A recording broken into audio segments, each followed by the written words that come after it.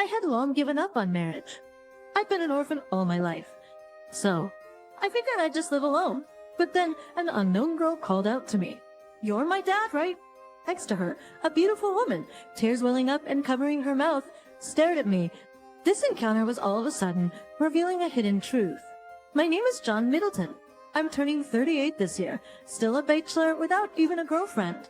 Thanks to my managerial role in a small business, I've got plenty of savings, so I'm not struggling financially. I had resigned myself to working until retirement and then spending my days in a nursing home. With that in mind, I gave up on getting married. I was used to being alone. My parents divorced when I was little. My father's business failed, leaving him with huge debts. Worse, he fell into alcoholism. My mother left us. I ended up living with my father and paternal grandparents. But he didn't work, just drank. I didn't know if that was the reason he passed away early. I've always thought of him as a selfish parent. Fathers like that being for me. With such a lineage, I feared I'd only trouble a wife and kids. After my grandparents, who raised me in place of my parents, passed away, I had no family left. Quite a lonely life indeed. Years into this solitude, I'm not sure I fully adapted. I have no friends to talk to. My only conversations are with colleagues or business partners. They rely on me because of my position, not me. No one can take my place. No one truly depends on me. Thinking like that makes me feel even more lonely, but by accepting that it is normal, I'm able to live a lonely life alone. It took one day. I was sent on a business trip. Coincidentally, it was near the area where I spent my early childhood. Though I barely remember it, the place felt nostalgically familiar. Strange. I lived here when I was too young to remember much, I muttered, heading to my business appointment. After work, I strolled around the downtown area, thinking of my mother. I barely remember her. Her looks, her voice. Why did she abandon me? I wanted her to take me with her. So would my life have been better with her? Is she still doing well? Since I didn't know them or anything, I didn't pay any attention to them and tried to pass by them. But at that moment, the girl, around 4 years old, pointed at me and exclaimed, "Addie." The woman, likely her mother, looked at me with tearful eyes, hands covering her mouth. I was utterly confused. Are you calling me Daddy?" When I asked the little girl, she dashed towards me and hugged my legs. "Addie, you really came back." "Right, do you mean?" Then, the girl's mother hurried over, pulling her away from my pants. "Molly, that's enough." "I'm so sorry. We didn't mean to bother you." "No, it's okay, but," she said, "Daddy's back." I saw the woman's face turn somber. She said with a strained voice, "You resemble my husband who passed away last year." I immediately regretted my insensitive question. "I'm really sorry. Molly, this man isn't your dad." "Let's go," the woman said, trying to take her daughter's hand, but she, with a pout, broke free and clung to my pants again. "He is my daddy. He can't be gone. He's definitely my daddy. Team Emily, don't do that. You know your dad is anymore." The woman, holding back further words, looked heartbroken. Her husband must have died suddenly, without a chance for goodbyes. The little girl named Molly seemed unable to accept this reality, feeling an urge to help. I suggested, "Would you like to join me for dinner? Meeting here must be fate. I'll treat you, of course." "What? I don't know if we should." The woman hesitated, but Molly didn't want to leave me. "Then may we take you up on your offer?"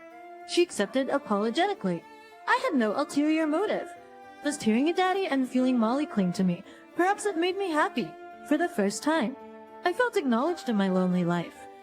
When I asked the woman's name, she said Susan. After introducing myself, I asked Molly what she'd like to eat. "Anything you want. I'll treat you." "Really? Then I want pizza, and I want milkshakes." "Pizza shop. Sure. Let's go." Susan apologized for being forward, but I found her straightforwardness comforting. I ate 5 pieces of pepperoni last time. Wow, that's impressive. Maybe I'll eat 10 pieces? No way. I can eat more. We joked around, and Susan laughed. It felt good to bring smiles to their faces, and for me it was wonderful to share a meal with someone after so long. During the meal, Susan asked me, if you don't mind me asking, "John, do you have any siblings?" "Siblings? Well, I don't really talk about it much, but my parents divorced when I was 1. I'm not sure if I had any siblings. It's unlikely anyone would remember being 1 year old." Then she pointed to a keychain on my bag. Actually, that keychain looks familiar. This one. It was a keychain with an egg motif, from an old cartoon. It was cut in half with a magnet inside to attach or detach. I only had one half. I'd never seen the complete set. I didn't even remember when I first had it. It's just always been with me, now attached to my work bag. Then she rummaged through her bag and she pulled out something astonishing. She had the other half of my keychain worn with age. This was my husband's treasured keepsake. And this is his photo, she said, showing me a picture. I was shocked again. The man in the photo looked exactly like me. No wonder Molly mistook me for her dad. Does that mean I had a long-lost brother? They asked. She nodded. She know. I was also surprised when I heard your name was John. It's the same as my husband's long-lost brother. Really, see? Yes, it was written in the journal. He left. I didn't know until I saw it. On the back of the journal was the name Jack. It seemed to be her late husband's name. She encouraged me to read it, so I turned the pages. Unshrunk. I wonder if John is doing well. Does he remember me? Probably not. He was just a baby when I left our parents. It might only hurt him to meet me now, but I still want to apologize properly. I asked about our father's house, but no one lives there now, and the neighbors don't know where John went. It's hard to search alone. Maybe hiring a detective would be good. I'll discuss this with Susan after this job. Reading the journal left me stunned. I thought I was alone in life, but I had a brother who was trying to find me. He died in a car accident after that, Susan said, covering her eyes with a handkerchief. Jack's my brother, I muttered. Then a blurry memory became clear. Like an old house. I was there. Looking up, a kind voice smiled at me. Let's meet again. John, with this, we can find each other again, he said, giving me one half of the keychain and waving goodbye.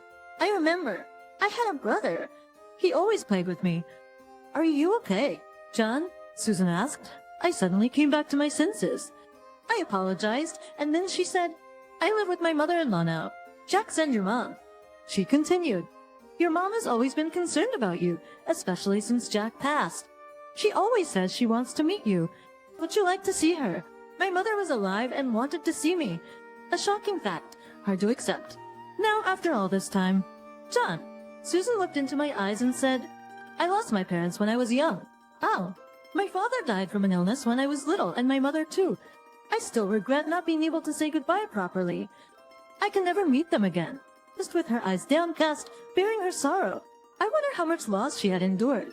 Finally, she said, but John, you can meet your mom. I hope you make a choice you won't regret. Her words deeply moved me. Thus, I decided to meet my biological mother. A few days later, I went with Susan and Molly to see my mother. She already knew I was coming. What would she look like waiting for me? I was nervous. I entered the house. Taylor, this is John, Susan said, opening the door. There stood a woman with streaks of gray in her hair. The woman stared intently at my face, her expression turning to one of disbelief, and then she began to shed large tears. Is it really you? John, I've wanted to see you for so long. I'm sorry, so sorry. The first words she said to me were an apology. It was through them. I understood her feelings, her long-held regrets. She hadn't left my father and me on a whim, but before I knew it, I was embracing her, the tears rolling down my cheeks, calling her. Utter me, she asked. You're calling me Mom? I repeated Mom, Mom, as if to confirm it over and over. Then she told me about the time when I was 1 and my brother Jack was 4. After my father's business failed and he fell into alcoholism, our life became very hard. She had no parents to turn to. She feared that staying would lead to the family's collapse. She worried that Dad might even harm us. So she made the tough choice to leave, taking only Jack, because she couldn't afford to care for both of us. At that time, support systems for single parents were not in place. It must have been hard for a woman alone to raise 2 children. There may have been other options. I looked at her graying hair and warm hands and couldn't say anything more. After sharing her past, she apologized again. I told her there was no need. From now on, let me take care of you. John, you forgive me. I don't deserve to be called your mother. It's okay. Sure, I had a tough time as a kid. I even resented you. But I'm happy now. I thought I had no family left, but to know that you and Jack were thinking of me. I remembered my brother again, his kind smile that I'll never see again. I wish I could have met Jack. I collapsed, crying for my brother. Now, I visit my mother whenever I have a day off.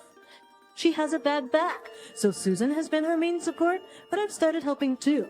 John, you coming here is a huge help. Thank you. It's nothing really. Without you, I wouldn't be able to do anything. I have been like a real daughter to my mother-in-law. Taylor, I want to do my filial duties too, she said with a smile. My heart skipped a beat. Jacob found such a wonderful woman. I'm really jealous. Hey Dad, let's play together. Molly still affectionately calls me Dad. Sure, let's go out today. Are you sure? John, even on your day off taking care of Molly. It's fine. Playing with her is something I look forward to. You're really kind, just like him. Susan murmured behind me, but I didn't hear. That's where our relationship stands for now. But the time when I would come to know and love her true kindness was still a little way off.